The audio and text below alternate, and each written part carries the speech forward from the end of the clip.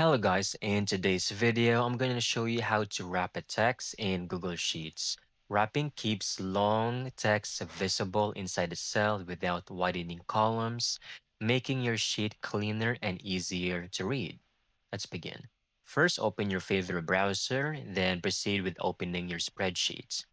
And I want you to select the cells you want to wrap, right? To apply wrapping to the entire sheet, you can click on the small square at the top left corner where all the row numbers and columns meet over here. Click on it.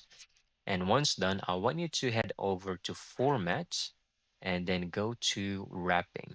Here, you will have three options: Overflow, Wrap, and Clip. Just simply click on Wrap and it will automatically do the magic for you. All right. So click on it. As you can see, long entries will now flow into multiple lines within their cell, and row heights will adjust automatically. If rows look cramped, widen columns slightly. Wrapping is great for headers, notes, or printouts where you need all content visible. And that's it. That's how you can easily get this done. Thank you so much for watching. I hope you found this video very helpful.